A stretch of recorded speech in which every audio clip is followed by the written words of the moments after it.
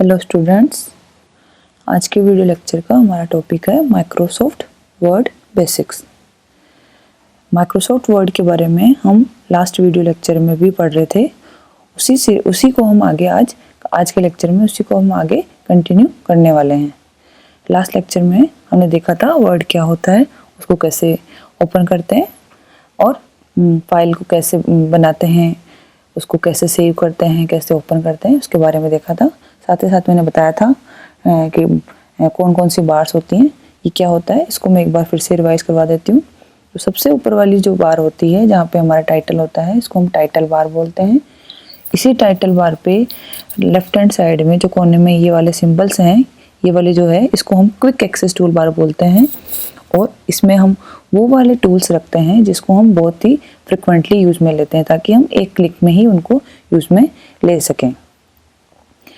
जो ये वाली टैब है, ये हमारी फाइल टैब है। इसके बारे में हमने लास्ट लेक्चर में भी देखा था कि फाइल में हम क्या क्या कर सकते हैं। साथ ही साथ इसको हम बोलते हैं हेल्प का बटन। हेल्प का बटन पे क्लिक करके कुछ जो बेसिक्स हैं, अगर आप इंटरनेट से कनेक्टेड हैं तो आपको उसकी हेल्प, जो भी आप जिससे भी रिलेटेड आपकी प्रॉब्लम है, उससे रिलेटेड डेटा आपको ऑनलाइन मिल जाता है। जो ये वाले यहाँ पे आपको ये दिख रहा है, ये आपका होता है रूलर्स। इसको हम बोलते हैं डायलॉग बॉक्स लॉन्चर। जब मैं आपको प्रैक्टिकल में बताऊंगी तो मैं जो वर्ड यूज में लूँगी वो मैक ओएस में है, तो उसमें ये वाला चीज़ें दिखती नहीं है। जब आप यूज में लोगे तो आपके लिए ये आपके पीसी में आपको दिखाई देगा। तो इसको हम बोलते हैं डायलॉग बॉक्स लॉन्चर। जो नीचे वाली बार होती है जहाँ पे ये लिखा हुआ है पेज 1 ऑफ 1, वर्ड्स कितने हैं, कुछ भी नहीं लिखा इसलिए 0 दिखा रहा है, तो इसको हम स्टेटस बार बोलते हैं। मतलब ये हमारे डॉक्यूमेंट का स्टेटस आपको दिखा रहा है कि अभी हम पेज नंबर 1 पे हैं और उसमें इतने वर्ड्स हैं। तो अभी हमने कोई वर्ड नहीं लिखे हैं, इसलिए यहाँ पे वर्ड 0 आ रहा है। तो ये बार जो आपकी है वो है स्टेटस बार। जहाँ पे हम कुछ लिखते हैं उसको हम बोलते हैं डॉक्यूमेंट एरिया। फिर आपके जो ये वाले बटन्स हैं, हम इनको व्यू बटन्स बोलते हैं। इसमें अलग अलग मोड्स होते हैं, read mode, web mode, draft mode, वो होता है। उनके बारे में भी आपको मैं बता दूंगी। फिर आता है आपका जूम कंट्रोल।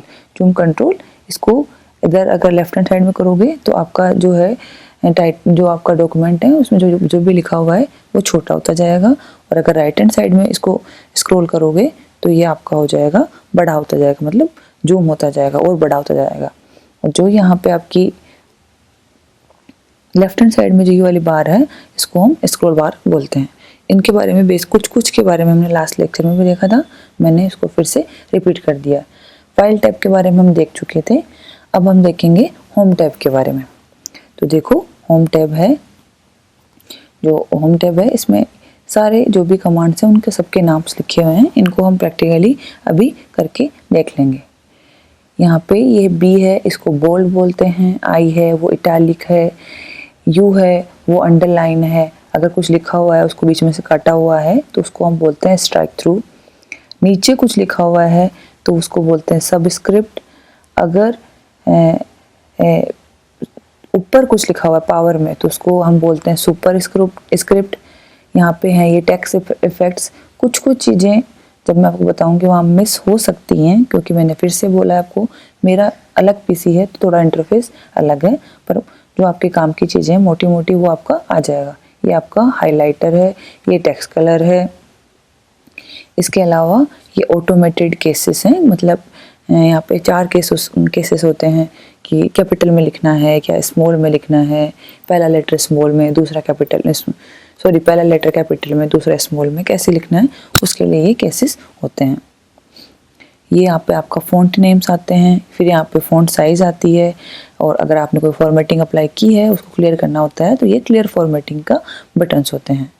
और ये आपको मैं बता ही चुकी हूँ, पेस्ट के लिए है ये क्लिपबोर्ड है, जहाँ पे आप जैसे आप कॉपी करते हो तो वो 20 कॉपी से लेके जब उसको पेस्ट करते हो तो वो कहाँ स्टोर होता है, वो क्लिपबोर्ड में स्टोर होता है। तो ये आपका क्लिपबोर्ड है, तो ये कॉपी पेस्ट के लिए काम में आता है। अब इसको हम प्रैक्टिकली करके देख लेते हैं वर्ड के अंदर। ये वर्ड की फाइल मैंने आपको ओपन करना सिखाया था, लास्ट लेक्चर में भी हमने डेमो नाम से फाइल बनाई थी, उसमें मैंने अपडेट कर दिया है, कुछ टेक्स्ट लिख लिया है ताकि आपको इस पे मैं जो भी आपके होम वाले टूल्स हैं उसके बारे में बता सकूँ। तो देखो ये जो मैंने स्लाइड ली है ये आपके जो भी जितना भी लिखा हुआ है ये आपके काम का है, ये वर्ड के बारे में ही इंफॉर्मेशन है। तो ये जो इंफॉर्मेशन है वो क्या है कि माइक्रोसॉफ्ट जो वर्ड है उसके क्या क्या यूजेस हैं। तो देखो मैंने सबसे पहले लिखा है यहाँ पे यूजेस ऑफ माइक्रोसॉफ्ट वर्ड। तो ये इसके हेडिंग है एक तरीके से कि आपने जो लिखा है नोट्स बना रहे हो, नोट्स की जो हेडिंग है वो क्या है, यूजेस ऑफ वर्ड। तो इसको जो हेडिंग होती है हम क्या करते हैं नॉर्मली, उसको या तो थोड़ा बोल्ड करते हैं मतलब मोटा लिखते हैं या फिर उसके नीचे अंडरलाइन करते हैं। तो देखो सबसे पहले मुझे इसको अंडरलाइन करना है, तो मैं क्या करूँगी, सबसे पहले टेक्स्ट को सिलेक्ट करूँगी। तो मैं माउस को यहाँ हमारे ये कर्सर को यहाँ लेके जाऊँगी, इसको हम सिलेक्ट करेंगे। सिलेक्ट करना भी मैंने लास्ट लेक्चर में बताया था, शिफ्ट दबा के एरो की से भी आप सिलेक्ट कर सकते हो। साथ ही साथ अगर आप लैपटॉप में काम कर रहे हो तो जो लैपटॉप का टच स्क्रीन है उससे भी आप सेलेक्ट कर सकते हो। और अगर माउस है तो माउस का बटन क्लिक करके उसको स्क्रॉल आगे पीछे करोगे तो वो सिलेक्ट हो जाता है। अभी मैंने सेलेक्ट कर लिया, अब इसको मुझे अंडरलाइन करना है। तो अंडरलाइन के लिए देखो ये वाला है, इस पर क्लिक करूँगी तो ये अंडरलाइन हो जाएगा। तो ये अंडरलाइन हो गया है। अंडरलाइन के लिए शॉर्टकट की भी होती है Ctrl+U। अब अगर ये है तो ये हो गया आपका अंडरलाइन करने के लिए, यहाँ पे क्लिक कर दिया तो ये अंडरलाइन हो गया। वो शॉर्टकट की मैंने बताई Ctrl+U। अब साथ ही साथ मैं इसको थोड़ा सा बोल्ड भी, बोल्ड का मतलब होता है थोड़ा मोटा करना, बोल्ड भी करना चाहती हूँ तो ये फिर से आपको सिलेक्ट करना पड़ेगा। उस टाइम भी आप कर सकते थे और बाद में आपको लगे तो इस पर क्लिक करके भी आप कर सकते हो, साथ ही साथ शॉर्टकट की। तो अभी मैं इस पर क्लिक करके नहीं कर रही हूँ, मैं शॉर्टकट की से कर रही हूँ। मैंने शॉर्टकट की दबाई Ctrl+B, तो ये देखो आपका बोल्ड हो गया है। तो आपको शॉर्टकट कीज भी ध्यान रखनी है, साथ ही साथ यहाँ पे ये भी ध्यान रखना है ये कहाँ से चेंज हो, सॉरी यहाँ पे जो आपकी टैब्स हैं यहाँ पे कहाँ से ये चेंज होगा या कहाँ से ये फॉर्मेटिंग आप अप्लाई कर सकते हो। जो भी मैं इस पे इफेक्ट्स डाल रही हूँ इनको हम क्या बोलते हैं, फॉर्मेटिंग बोलते हैं। तो ये मैंने आपको बताया बोल्ड कैसे करते हैं और अंडरलाइन कैसे करते हैं। ये जो बीच में है इसको हम बोलते हैं इटैलिक। इटैलिक मतलब थोड़ा सा टेढ़े लेटर्स जाएंगे, स्टाइलिश लगेगा। तो अगर मैं ये सेलेक्ट ऑलरेडी है, इसकी शॉर्टकट की है Ctrl+I या फिर इस पर क्लिक कर दो तो हल्का सा जैसा आपको इफेक्ट दिखेगा कर रही हूँ तो ये हल्का सा इटैलिक में कन्वर्ट हो गया। तो ये आपका आपको नोट्स की मैंने क्या कर दी, हेडिंग बना दी है। तो ये आपको अलग से ही दिख रहा है कि ये क्या है। तो ये बोल्ड भी हो गया है, अंडरलाइन भी, इटैलिक। अगर आपको लगता है कि कुछ जो किया है अभी वो सही नहीं है तो उसके लिए एक बटन होता है अंडू, UNDO। इसका अंडू होता है, शॉर्ट फॉर्म होता है अनडन की, मतलब जो डन का मतलब होता है करना, अनडन मतलब जो किया उसको हटा देना। तो अंडू का मतलब है जो आपने अभी भी किया है उसको हटा दो। तो मैं इसको मान लो मुझे लग रहा है कुछ गड़बड़ हो गया है तो उसको मैं अंडू भी कर सकती हूँ। अंडू के लिए ये वाला जो है टूल है या आप कहें सिंबल है, ये अंडू का सिंबल है। तो इस पे क्लिक करोगे तो आपने जस्ट लास्ट में जो क्या किया था अभी, आपने सबसे लास्ट में इटैलिक किया। अब हमें लग रहा है ये सही नहीं लग रहा, हम इसको हटाना चाहते हैं तो मैं क्या करूँगी, अंडू पे क्लिक करूँगी तो वो हट जाएगा। ये देखो अंडू पे जैसे ही मैंने क्लिक किया जो इटैलिक फॉर्मेटिंग मैंने अप्लाई की थी वो यहाँ से हट गई। तो अंडू जो भी आपने कुछ किया है उसको उससे रिवर्ट करने के लिए, जस्ट पीछे जाने के लिए है। अगर आपने उसको सेव नहीं किया है तो वो अंडू हो जाएगा, अगर आपने सेव कर दिया तो वो अंडू नहीं होता है। तो जहाँ तक अगर मैं फिर से अंडू वाला बटन दबाऊंगी तो मैंने देखो पहले अभी सेव नहीं किया है, पहले से सेव किया है, जितना भी लिखा हुआ है अभी वो सेव नहीं है। तो अगर मैं फिर से अंडू का बटन दबाऊंगी तो मैंने क्या किया था, इसको बोल्ड, वो भी हट जाएगा। ये देखो बोल्ड भी हट गया है। तो ये होता है अंडू। फिर एक होता है रीडू। रीडू मतलब मुझे वापस वही करना है। तो रीडू की शॉर्ट फॉर्म है किसकी, रीडन की, मतलब मुझे फिर से करना है।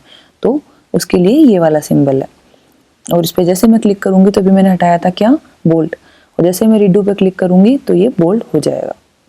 अगर इटैलिक करना है तो फिर से मैं रीडू वाले बटन पे क्लिक कर सकती हूँ।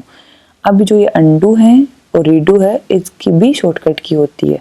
अंडू की शॉर्टकट की होती है Ctrl+Z और रीडू की शॉर्टकट की होती है Ctrl+Y। अब देखो मुझे वापस इसको अगर इटैलिक में करना है तो मैं Ctrl+Y करूँगी तो ये इटैलिक में भी हो गया है। अब मुझे अनडन करना है तो मैं या तो इस वाले बटन को दबाऊं या शॉर्टकट की। अब मैं शॉर्टकट की से कर रही हूँ, मतलब इटैलिक हटाना है तो Ctrl+Z कर दिया तो ये हट गया। तो ये है आपका, मैंने 5 चीज़ बताई है, बोल्ड करना, इटैलिक करना, अंडरलाइन करना, अंडू और रीडू। अंडू का मतलब होता है रिवर्ट करना, रीडू का मतलब होता है फिर से करना। तो ये इसके बारे में था। अब जो है मैजिक लिखना कैसे है वो होता है फ़ॉन्ट। अभी हम सारा जो लिखा हुआ है उसी पे कर रहे हैं, तो ये फ़ॉन्ट वाली फॉर्मेटिंग चल रही है। तो फ़ॉन्ट किस टाइप का मुझे चाहिए वो भी मैं सेलेक्ट कर सकती हूँ। तो या तो मैं लिखना स्टार्ट करूँ उससे पहले यहाँ जाके, ये आपका फ़ॉन्ट के लिए है। यहाँ पे अभी मेरा फ़ॉन्ट स्टाइल है कैलिब्री। तो या तो मैंने कुछ लिख दिया और फिर मुझे बाद में लगा कि नहीं मुझे इसका फ़ॉन्ट चेंज करना है, तो मैं उस टेक्स्ट को सेलेक्ट करूँगी और फिर वो वाली फॉर्मेटिंग अप्लाई करूँगी।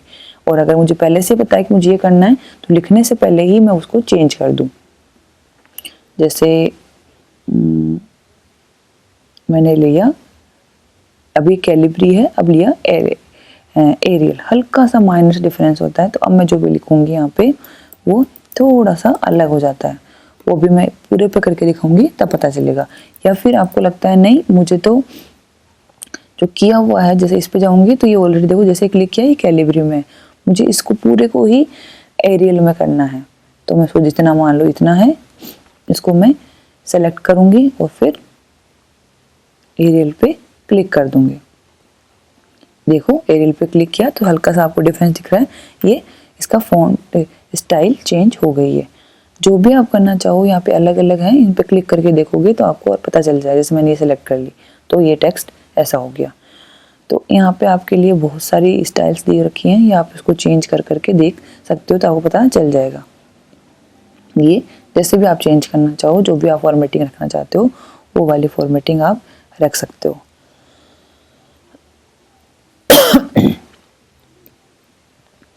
ये देखो ये अच्छी लग रही है तो मैंने इसको ये रख लिया, ये वाली फॉर्मेटिंग। तो ये तो स्टाइल हो गई है फ़ॉन्ट की कि कौन सा स्टाइल में आपको रखना है। अगर इसका साइज़ आपको बढ़ाना या छोटा करना है तो उसके लिए ये यहाँ पे आपको क्लिक करना है। तो ये भी इसकी साइज़ है 10। तो मैंने बताया था पहले सेलेक्ट करके रखना है, मेरा टेक्स्ट ऑलरेडी सेलेक्टेड है। आज मुझे बढ़ाना है तो देखो ये बढ़ रहा है, मैंने कर दिया 14 तो और बड़ा हो गया। अगर मुझे छोटा करना है तो मैं उसको क्लिक कर दूंगी छोटा। तो यहाँ से आप फ़ॉन्ट की साइज़ को छोटा बड़ा कर सकते हो, यहाँ से फ़ॉन्ट स्टाइल क्या रखना है वो आप ले सकते हो। फिर आता है आपका ये आता है स्ट्राइक थ्रू। स्ट्राइक थ्रू होता है मतलब ये बेसिकली बीए वाले स्टूडेंट्स के काम में कम आता है। कैसे कहें, जो बायो वाले स्टूडेंट्स हैं उनके लिए काम आता है। जैसे मुझे लिखना है फॉर्मूला होता है पानी का H2O, तो अगर H2O लिखना है, सॉरी वो सुपर स्क्रिप्ट सबस्क्रिप्ट में आएगा। जैसे ये है स्ट्राइक थ्रू, स्ट्राइक थ्रू का मतलब है कुछ लिखा हुआ है और उसको हमें काट के दूसरा लिखना है। जैसे कोई आइटम था, आइटम की प्राइस पहले थी 50 रुपीज़, फिर हमने कहा नहीं अब हमने इस पर डिस्काउंट दे दिया है, अभी 50 से 45 रुपीज़ हो गया। तो हम दिखाना है ना हमने इसकी प्राइस कम की है, तो हम उस रेट को लिखेंगे पहले 50, फिर उसको लाइन खींचेंगे बीच में काटेंगे और फिर उसको 45 करेंगे। तो वहाँ पे आपका स्ट्राइक थ्रू यूज़ में आता है। जैसे मैं एग्जांपल यहाँ बता देती हूँ, जैसे सिंपल मैं इसी टेक्स्ट पे बता देती हूँ, आप कोई लेटर भी लिख सकते हो, सॉरी डिजिट भी लिख के उस पर भी कर सकते हो। जैसे मैंने किया यहाँ पे 50, इसको सेलेक्ट किया, स्ट्राइक थ्रू पे क्लिक किया तो ये 50 पे देखो लाइन आ गई है।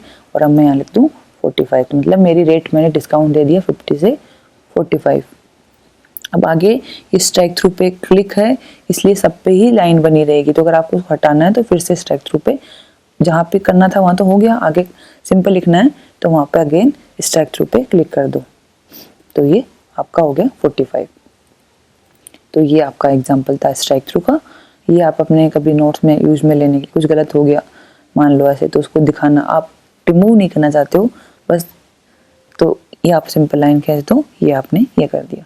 इसको वापस हटाना तो मैंने कहा था अनडन, अनडू दबा दो, तो ये आपका हो गया स्ट्राइक थ्रू।